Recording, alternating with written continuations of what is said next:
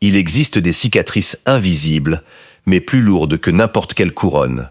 Il existe des femmes qui, derrière une façade de sérénité, ont bravé des tempêtes capables de briser n'importe qui, et pourtant, elles restent debout. Leur sourire n'est ni par ignorance, ni par insensibilité, mais parce qu'elles ont appris le secret de transformer leur douleur en une force capable de soutenir les autres. Voici l'histoire d'une femme dont le nom était un poème de noblesse, mais dont le cœur a été forgé dans le feu de la perte et du sacrifice silencieux. Aujourd'hui, je vous invite à faire une pause. Souvent, dans le tumulte du quotidien, nous oublions que derrière les grandes figures de l'histoire se cachent des êtres humains qui, comme vous et moi, ont dû apprendre à composer avec le vide, l'incertitude et le désir de l'inaccessible. Fabiola de Mora y Aragon n'est pas née pour être une icône royale. Elle est née pour être un pont entre la fragilité humaine et la vocation au service des autres. Avant de nous plonger dans sa vie, je vous invite à une petite introspection. Si vous deviez définir la véritable force en un seul mot, lequel choisiriez-vous? Ne cherchez pas la réponse la plus élaborée, mais la plus sincère. Écrivez-la ci-dessous dans les commentaires. Je souhaite savoir ce que signifie pour vous cette capacité à persévérer malgré l'adversité. J'ai hâte d'entamer ce dialogue, alors que nous nous apprêtons à explorer les étapes d'une vie qui, loin d'être un conte de fées, témoigne de la force intérieure que signifie rester fort lorsque la vie bouleverse tout. Bienvenue. Son nom même était un monument à la tradition. Fabiola Fernanda Maria de las Victorias, Antonia Adelaida de Mora y Aragon. Un enchaînement de patronymes qui résonnait des siècles d'histoire espagnole, une lignée aristocratique qui, pour beaucoup, aurait signifié une vie de privilèges immuables, de salons fastueux et d'une existence à l'abri des rigueurs du monde extérieur. Elle naquit le 11 juin 1928 à Madrid, dans la famille du marquis de Casariera. Sixième d'une fratrie de 8 enfants, elle grandit dans une Espagne qui allait bientôt cesser d'être le havre de paix que ses aînés s'étaient efforcés de préserver. Pourtant, dès son plus jeune âge, Fabiola faisait figure d'exception au sein de son milieu. Tandis que ses contemporaines se préparaient à leur début en société, au bal, au mariage arrangé qui scellerait des alliances, elle cultivait une curiosité insatiable et un silence attentif. Il ne s'agissait pas d'une rébellion ouverte, mais plutôt d'une conviction différente. Fabiola dévorait les livres, apprenait les langues et développait une sensibilité à son environnement qui déconcertait ceux qui attendaient d'elle la suffisance aristocratique habituelle. Le tournant décisif fut sans aucun doute la guerre civile espagnole. Fabiola avait à peine 8 ans lorsque le conflit éclata, ébranlant les fondements de sa nation. Bien que sa famille, grâce à sa position sociale, ait échappé aux tragédies les plus extrêmes, son enfance était imprégnée d'une réalité indéniable. La stabilité n'est qu'une fragile illusion. Fabiola vit son monde s'effondrer en quelques heures. Elle apprit, avec la lucidité de l'enfant confronté à l'abîme, que les possessions, les titres et les privilèges pouvaient disparaître, mais que la dignité, cette essence inébranlable du caractère, demeurait intacte, quelles que soient les circonstances. Cette leçon d'enfance devint son guide. Au lieu de se réfugier dans le cocon de son statut, elle chercha à se rendre utile. Contre toute attente, et bravant les conventions sociales, elle décida d'étudier les soins infirmiers. Imaginez la scène. Une jeune femme, issue de la noblesse espagnole, à une époque marquée par le conservatisme, entrant dans un hôpital, confrontée à la souffrance d'autrui, à l'odeur de la maladie, à la fragilité physique des êtres humains. Là, parmi les lits d'hôpital et les patients qui ne faisaient aucune distinction de nom, Fabiola apprit non seulement la médecine, mais aussi le langage de la souffrance humaine. Elle découvrit qu'en présence de la douleur, tous les êtres sont égaux. Ce contact direct avec la vulnérabilité forgea profondément son caractère. Elle possédait une vocation au service des autres qui n'avait rien de condescendant, mais qui était profonde et authentique. Elle n'aidait pas par obligation, mais par nécessité. Cette boussole intérieure la poussait irrésistiblement vers ceux qui souffraient. Durant sa jeunesse, elle vécut dans une discrétion absolue, loin de toute recherche de notoriété. Elle se consacrait à ses études, à sa vie spirituelle intense et à un engagement discret qui, aux yeux de tous, semblait être la voie d'une vie paisible, dédiée à aider autrui et à sa foi, loin des projecteurs.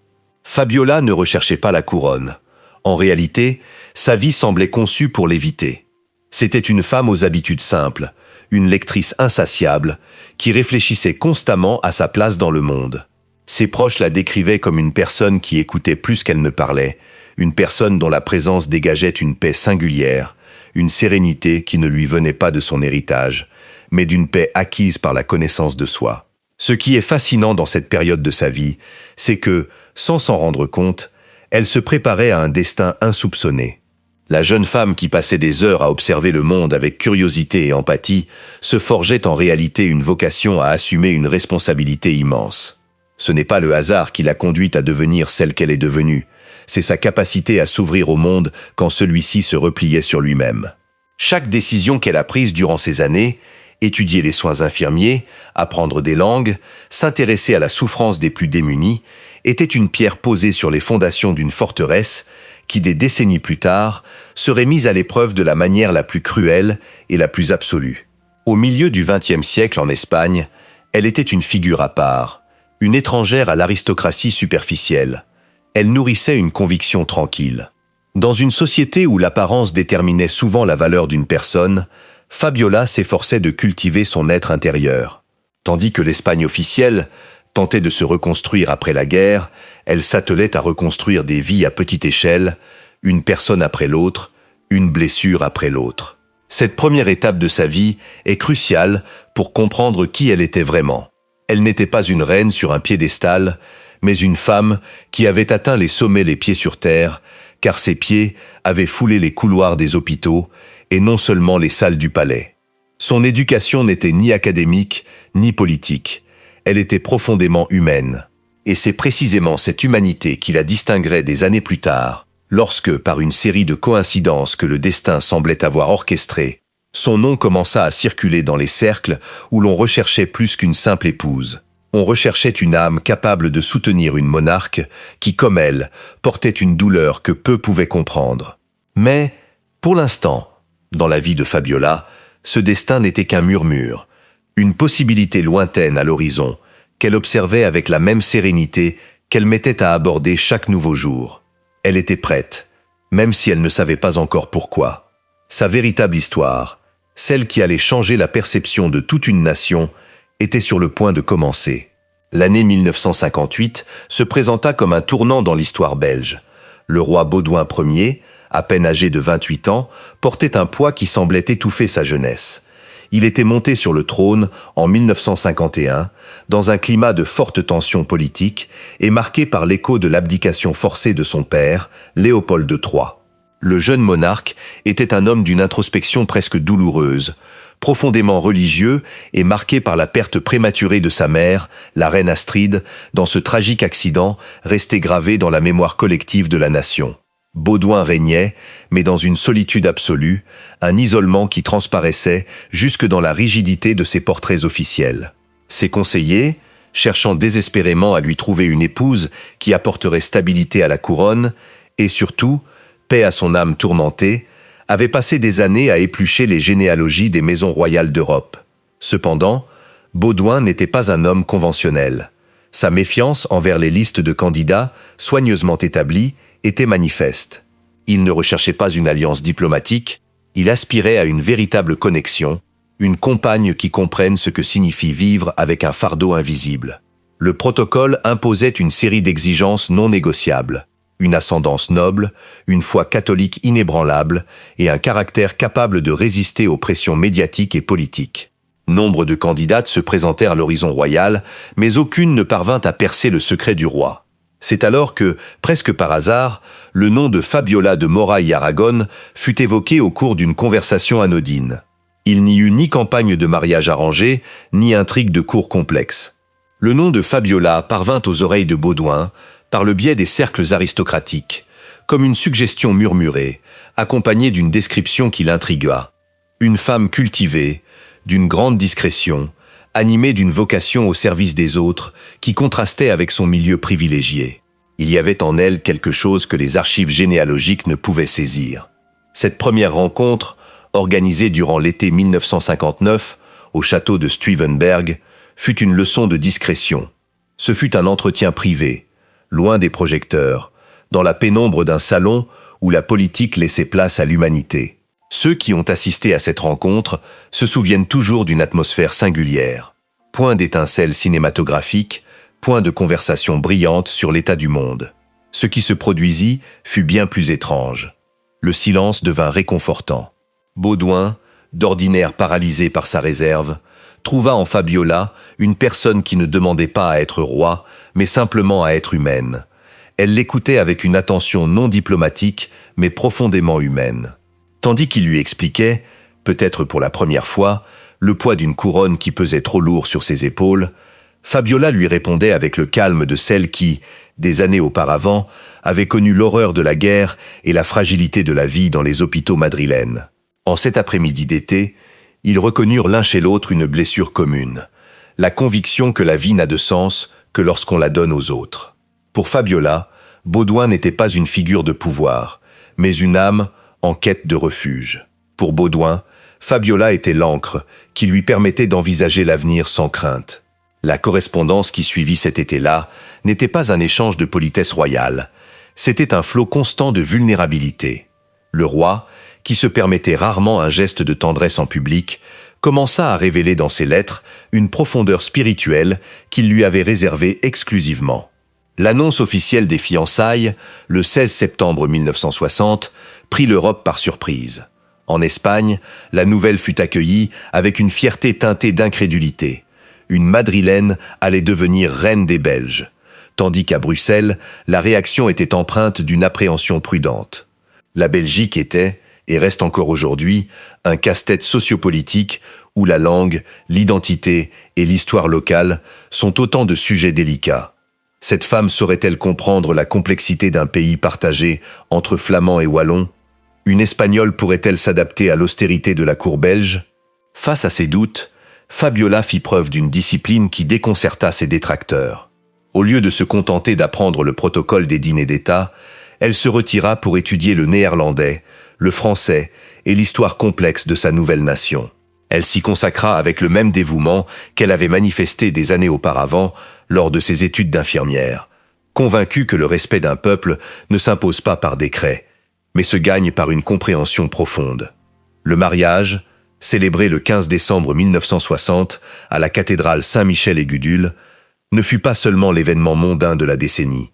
Il marqua le début d'une aventure humaine. Fabiola apparut devant les caméras, drapée dans un immense manteau de dentelle, sa sérénité semblant la préserver de la nervosité du moment. Elle paraissait pressentir, comme dans une douce intuition, que ce pas vers l'autel n'était pas seulement le début d'un mariage, mais aussi l'aube d'une vie de dévouement absolu. Elle était là, au centre de toutes les attentions, mais son esprit et son cœur étaient déjà tournés vers un seul objectif, qui pour elle prendrait désormais tout son sens.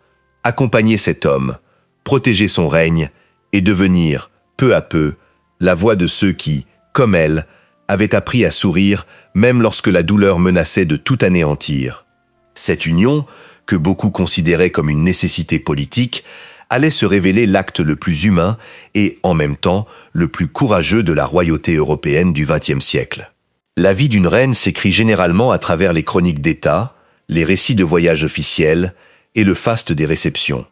Pourtant, pour Fabiola, les années qui suivirent son mariage s'écrivirent dans un langage bien plus sombre et en même temps plus intime, celui du chagrin lié à la grossesse. Peu après les noces, le palais vibrait d'un espoir qu'aucun des deux n'osait exprimer ouvertement, un désir ardent d'un héritier qui, pour le pays, assurait la continuité de la couronne, mais qui, pour eux, incarnait l'accomplissement d'un amour profond et longtemps désiré. Fabiola tomba enceinte. Cette nouvelle, partagée uniquement dans l'intimité, portait en elle le rêve d'une stabilité familiale qui semblait à portée de main. Pourtant, la biologie, avec sa cruauté indifférente qui ignore tout de la lignée et de la couronne, en décida autrement. La grossesse s'interrompit brutalement. Ce fut la première fissure. Mais le destin, loin d'être clément, réservait une épreuve bien plus terrible. S'ensuivit une série de pertes successives qui allaient transformer à jamais la psyché de la reine. Dans l'Europe des années 1960, le protocole royal était un carcan. Nul besoin de laisser transparaître la moindre vulnérabilité en public, et encore moins de faire le deuil d'un enfant qui ne vit jamais. Le silence était de rigueur, et souvent, ce silence était pris pour une froideur que le public, toujours avide d'informations, ne manquait pas de critiquer. Tandis que la Belgique voyait une reine élégante et sereine, personne ne pouvait imaginer le bouleversement émotionnel qu'elle portait à chacune de ses apparitions officielles. Fabiola apprit à vivre avec ce qu'elle appellerait plus tard les enfants qui ne sont jamais venus. Chaque perte était une nouvelle douleur, un vide qui s'installait dans la chambre et les couloirs du palais. Les médecins de l'époque, limités par la science de leur temps, ne trouvaient pas de réponse claire. Essayer encore et encore, sous la menace constante d'une nouvelle rupture, exigeait une force que peu possédaient. Baudouin et Fabiola s'enfermèrent dans une solidarité qui ne se trouvait pas dans les manuels d'étiquette. Le chagrin, capable de briser les âmes, agissait en eux comme un chalumeau. Ils devinrent complices en silence. Ils apprirent à se soutenir mutuellement dans une pièce où le protocole s'effondrait et où seuls des êtres humains subsistaient, cherchant du réconfort l'un auprès de l'autre. C'est à ce moment que l'image de Fabiola commence à se transformer radicalement aux yeux de son entourage. Tandis que le monde voyait une femme incapable de donner un héritier au trône, elle vivait une métamorphose spirituelle. L'absence d'enfant ne l'aigrit pas. Au contraire, elle semblait décupler sa capacité d'aimer. Cet amour, qui ne pouvait s'exprimer dans le berceau d'un enfant, devint une énergie débordante tournée vers les autres. Elle commença à visiter les hôpitaux, les maternités et les centres de soins avec un regard différent. Ce n'était pas la visite d'une reine accomplissant son devoir. C'était le regard d'une femme qui reconnaît la douleur des autres car elle la porte gravée dans sa propre chair. Lorsque Fabiola s'approchait d'une mère en deuil, lorsqu'elle tenait la main d'un enfant malade, elle ne jouait pas la comédie. Il y avait un transfert d'énergie, une empathie qui se passait de mots. Elle savait ce que c'était que d'être confrontée à l'épreuve du destin. Cette reconnaissance mutuelle, invisible aux caméras, mais palpable pour ceux qui la recevaient, commença à définir son règne d'une manière qu'aucun document politique n'aurait pu accomplir. La reine, que certains qualifiaient de distante en raison de sa discrétion, commença à forger une autorité morale qui transcendait toute légitimité dynastique. Sa force ne résidait pas dans sa capacité à imposer sa volonté, mais dans sa capacité à endurer et à continuer de donner malgré un profond vide intérieur. C'est durant ces années que le pays commença à réaliser, avec un mélange de perplexité et de respect, que Fabiola était bien plus qu'une simple épouse. Elle était un symbole de résistance. Apprendre à sourire malgré un chagrin perpétuel est peut-être la plus haute forme d'héroïsme du quotidien. Fabiola n'a pas seulement survécu à ses pertes, elle les a intégrées à son identité. Elle a cessé de lutter contre le destin et a commencé à collaborer avec lui, transformant chaque refus en une occasion de dire oui aux besoins d'autrui.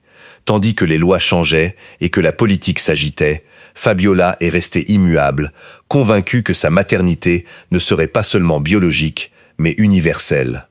Chaque enfant du royaume, chaque personne vulnérable, est devenue membre de cette grande famille qu'elle chérissait avec une dévotion quasi religieuse. La blessure, au lieu de la tuer, lui a conféré une profondeur que la plupart des monarques n'atteignent jamais. La douleur, enfin, avait un sens. Au cours des années 1970 et 1980, la Belgique se transforma en un laboratoire de tensions sociales. Le pays, constamment tiraillé entre les communautés flamandes et balloniennes, était en proie à des crises identitaires permanentes. La monarchie, institution que les nouveaux mouvements étudiants et les courants révolutionnaires commençaient à remettre en question ouvertement, se retrouva au cœur de la tourmente. Quelle place pouvait encore avoir un roi dans une société de plus en plus politiquement fragmentée? Tandis que les politiciens débattaient dans des parlements sclérosés, Fabiola fit preuve d'une intuition politique qui déconcerta les analystes. Elle ne chercha pas à défendre la couronne par des discours grandiloquents ou des apparitions théâtrales. Sa stratégie demeura, comme toujours, un silence actif. Elle avait compris que la monarchie ne conserverait sa pertinence que si elle parvenait à incarner l'unité au-delà des clivages partisans. Fabiola parcourut le pays, non pas en souveraine inspectant ses territoires, mais en personne cherchant un terrain d'entente.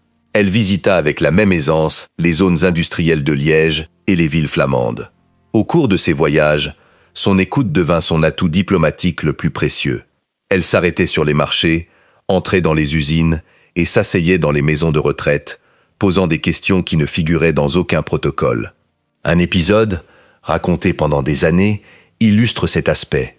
Une femme âgée, dans une région profondément flamande, où la monarchie était perçue avec scepticisme, se souvenait comment la reine, loin de se montrer distante, s'était assise à ses côtés, lui avait pris les mains et, brisant la barrière linguistique et sociale, avait conversé avec elle sur la vie quotidienne. Ce geste, répété des centaines de fois pendant des décennies, a forgé une aura de légitimité qu'aucun décret n'aurait pu garantir. Fabiola n'a pas seulement régné, elle a tissé des liens. Elle est devenue le ciment invisible d'une nation qui, sans elle, se serait désintégrée depuis longtemps. Elle incarnait l'idée que la dignité d'un pays réside dans l'attention qu'il porte à ses citoyens les plus oubliés. C'est dans les années 1980 que Fabiola décida d'étendre son engagement humanitaire à un territoire encore plus périlleux et stigmatisé, la santé mentale. À une époque où les troubles de l'âme étaient dissimulés derrière les murs des hôpitaux psychiatriques, presque comme un secret honteux de la société, la reine décida de briser l'ombre. Son engagement était loin d'être superficiel. Fabiola fréquentait les centres de santé mentale avec une telle assiduité que cela inquiétait son service de sécurité et ses conseillers politiques. À cette époque, s'associer à la cause de la santé mentale était perçu comme un risque institutionnel. C'était un terrain instable et impopulaire. Mais pour Fabiola, il ne s'agissait pas d'une cause politique, mais d'un impératif moral. Elle savait mieux que quiconque ce que signifiait la souffrance invisible, cette douleur qui ne se voit pas sur le corps, mais qui ronge l'âme, cette même âme qu'elle avait dissimulée sous son sourire pendant des années après ses fausses couches. Ceux qui l'accompagnaient lors de ses visites racontaient qu'en entrant dans ces salles, la reine changeait. Son regard devenait plus profond, presque magnétique. Lorsqu'elle s'approchait de patients que personne d'autre n'osait toucher, ou de proches accablés par le poids de la stigmatisation de la folie, une compréhension tacite s'installait. Il n'y avait pas de pitié, seulement de la solidarité. Fabiola ne les toisait pas. Elle les observait du sol même où ils se tenaient. Elle a prêté son nom et son influence politique à des campagnes qui réclamaient des investissements et une meilleure compréhension de ses causes, bravant ainsi la résistance du pouvoir en place. Ses détracteurs la jugeaient trop sensible ou pas assez institutionnelle, mais elle n'en a pas tenu compte. Elle était convaincue que son rôle de reine ne se limitait pas à couper des rubans lors des inaugurations, mais qu'elle devait être un phare pour les plus vulnérables. Cette période a consolidé l'image d'une reine qui avait enfin trouvé un sens à sa propre souffrance. En transformant sa douleur personnelle en un langage universel de compassion, Fabiola a cessé d'être simplement une reine et est devenue une figure maternelle symbolique pour toute une nation.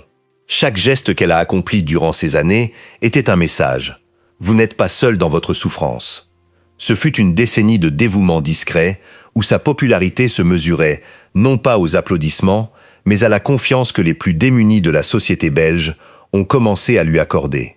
Par le partage de sa vulnérabilité, Fabiola avait accompli ce que d'autres rois avaient tenté d'obtenir par le pouvoir pendant des siècles. Chapitre 6. L'hiver de l'âme et la géographie du veuvage. Le 31 juillet 1993, l'histoire belge s'arrêta brutalement. Ce jour-là, le cours de la vie de Fabiola bascula à jamais, laissant un vide qu'aucune cérémonie ne put combler. Elle et Baudouin se trouvaient à Motril, sur la côte sud de l'Espagne, un refuge qui était le seul endroit au monde où le protocole s'effaçait complètement. C'était le théâtre de leurs promenades les plus paisibles, de leurs conversations les plus sincères, le seul lieu où Baudouin, avant d'être roi, était un homme attaché à la simplicité d'une vie partagée avec sa famille. La matinée commença sous le pressentiment d'une tragédie imminente. Une douleur aiguë à la poitrine de la reine annonça le début de la fin. Quelques heures plus tard, l'homme qui avait été son pilier émotionnel pendant 33 ans, le compagnon avec qui elle avait partagé silence, épreuve et une foi inébranlable, s'éteignait à jamais. Baudouin avait 62 ans, Fabiola 64. En un instant, leur réalité, leur raison d'être à la cour et leur monde tout entier basculèrent en un territoire inconnu, le veuvage. La nouvelle franchit les frontières avec une brutalité qui ébranla les fondements de la Belgique. Le pays, qui avait si souvent remis en question la pertinence de la monarchie, entra dans un deuil collectif d'une ampleur insoupçonnée. les rues de Bruxelles se transformèrent en une mer de fleurs et de silence. Ce roi, souvent perçu comme distant et inaccessible, apparut soudain comme une figure authentique, un homme qui, à sa manière, avait profondément aimé son pays. Mais, au milieu de ce deuil national, tous les regards étaient tournés vers une femme, Fabiola. Fabiola est rentrée en Belgique avec le cercueil de son mari. Nous l'avons vue descendre de l'avion avec une dignité presque surhumaine. Aucune larme ne venait troubler son regard, aucun geste de désespoir ne trahissait sa sérénité. Elle portait son deuil avec cette austère élégance qui la caractérisait. Mais ses proches ont perçu quelque chose de nouveau, un poids jamais vu auparavant dans ses yeux. Ce n'était ni le poids du devoir, ni celui des responsabilités institutionnelles. C'était le poids d'une chaise vide, de 33 années d'histoire brutalement interrompue, d'une complicité quotidienne qu'elle devait désormais apprendre à gérer dans une solitude absolue.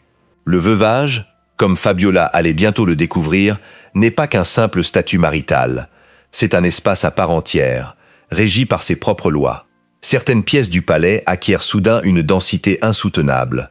Certains objets deviennent des rappels poignants de ce qui n'est plus.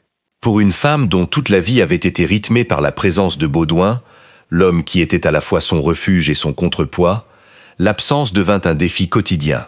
Pourtant, au lieu de se replier sur elle-même, la reine douairière, un titre qui pour beaucoup sonnait comme une régression, mais qui pour elle était synonyme de nouveau départ, décida de rester active. Elle ne s'est pas repliée sur elle-même. Ce n'était pas dans sa nature. Dans les mois qui ont suivi les funérailles, Fabiola a continué à participer à des événements publics, à visiter des hôpitaux et à soutenir ses œuvres caritatives. Lorsqu'on lui demandait comment elle faisait face au deuil, sa réponse, d'une force saisissante, a résonné à travers l'Europe. Elle ne se sentait pas seule, car Baudouin était toujours présent dans chacune de ses décisions. Pour Fabiola, le deuil n'était pas une paralysie, mais une continuité. Chaque action qu'elle entreprenait, chaque fois qu'elle choisissait de servir plutôt que d'abandonner, était une façon d'honorer la mémoire de l'homme qui avait été sa vie. Cette période de sa vie fut peut-être celle qui révéla le plus sa véritable nature. Alors que le monde s'attendait à ce que la reine s'effondre sous le poids de son deuil, elle en ressortit plus forte. Ses traits s'affinèrent, son dos demeura droit avec une fermeté qui défiait les années, et sa voix, bien que plus posée, conserva une clarté absolue. Elle devint une figure incontournable de la vie mondaine belge, non par convention, mais grâce à une volonté inébranlable de rester utile. Le pays tout entier la contemplait avec admiration. On avait vu cette Espagnole, arrivée des décennies plus tôt comme étrangère, devenir la gardienne de la mémoire et de la dignité de la nation. Fabiola avait enterré son mari, surmonté la perte de 5 enfants, survécu à la pression de la monarchie et à l'instabilité d'un pays divisé, et pourtant, elle était toujours là. Son visage ne trahissait aucune amertume, son attitude aucun reproche. Elle rayonnait d'une paix qui ne pouvait être que le fruit d'un long chemin de sacrifice et d'un dévouement absolu. Cette période fut difficile.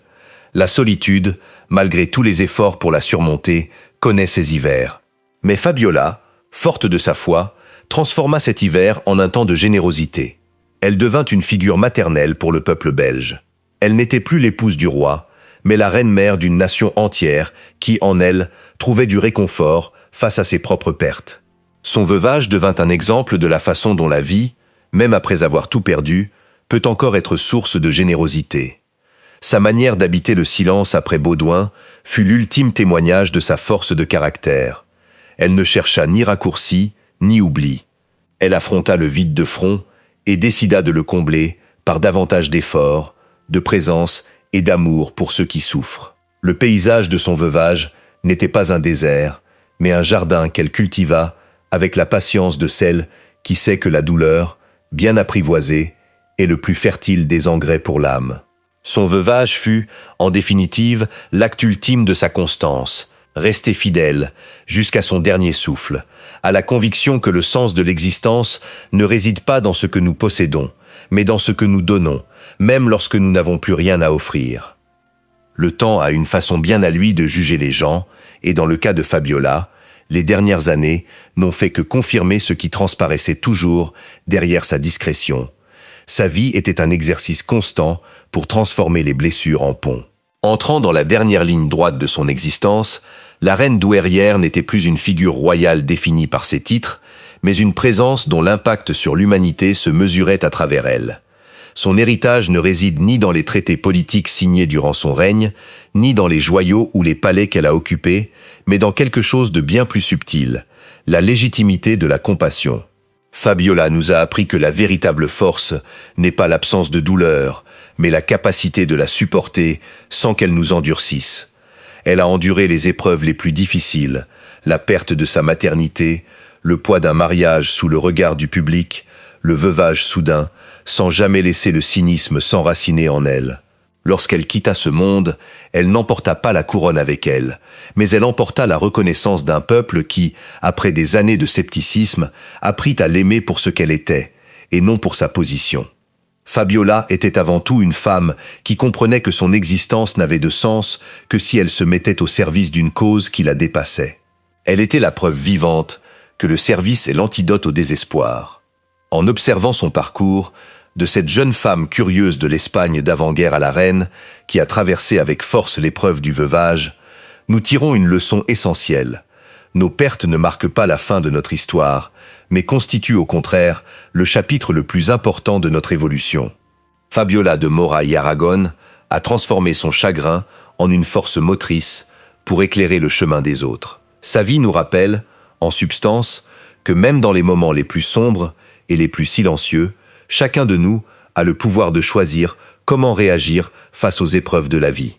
Au final, son histoire n'est pas celle d'une reine, mais celle d'un être humain qui a choisi l'amour plutôt que la peur, la proximité plutôt que la distance, et le dévouement plutôt que l'égoïsme. Son nom, si long et si chargé d'histoire, reste gravé dans la mémoire collective aujourd'hui, non pas en raison de la noblesse de son sang, mais grâce à la noblesse de son esprit, une noblesse non pas héritée, mais acquise jour après jour, geste après geste.